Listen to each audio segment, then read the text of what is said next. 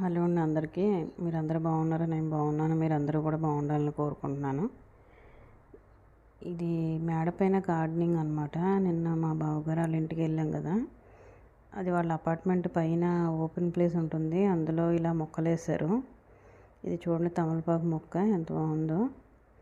ఈ వర్షాలు కదా, అందుకని బాగా చిగురు అది వచ్చేసింది. కరివేపాకు మొక్క, దాని పక్కన వచ్చేసి గోంగూర మొక్క చూడండి ఎంత పెద్ద ఆకులు వచ్చేసాయో. ఇలా మనకి ఎక్కడైనా ప్లేస్ ఉన్నప్పుడు ఇలా వర్షాకాలంలో మొక్కలు అది పెంచుకుంటే మనకి బయట కూరగాయల రేట్లు కూడా బాగా పెరిగాయి. మనం ఇంట్లో ఇలా కూరగాయల మొక్కలు కానీ ఆకుకూరలు కానీ వేసుకుంటే ఎంతో కొంత మనకు కలిసి వస్తుంది. ఇది వచ్చేసి డ్రాగన్ అనమాట. ఇదేమో మందార మొక్క. చూడండి చాలా పెద్దగా పెరిగింది.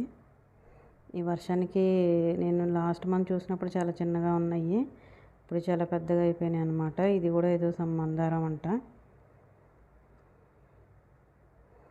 కర్బూజా చిన్న పాదు వేశారు, దానికి చూడండి కర్బూజా కాయ వచ్చేసింది. ఇదేమో జామ మొక్క అనమాట. ఇది నాటు జామ కాదు, హైబ్రిడ్ జామ అనమాట. అందుకని అలాగా కుండీలో బాగా స్ప్రెడ్ అయిపోయింది హైబ్రిడ్ జామ. ఇదేమో చామంతి మొక్క.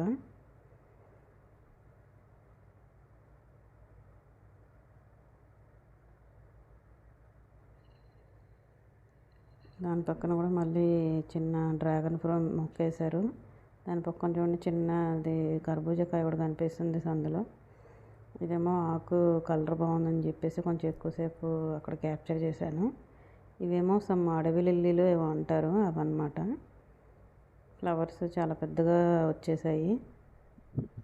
ఇదేమో తులసి మొక్క.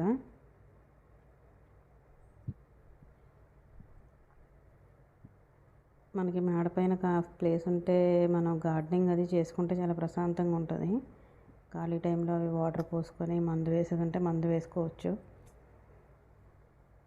నా వీడియో నచ్చినట్టయితే లైక్ చేయండి, షేర్ చేయండి. నా ఛానల్ తప్పకుండా సబ్స్క్రైబ్ చేయండి. Shiva and Devi vlogs. ఇది వచ్చేసి గన్నేరు మొక్క అనమాట. నా వీడియో చూస్తున్న వారందరికీ కూడా పేరు పేరున ధన్యవాదాలండి. Thanks for watching.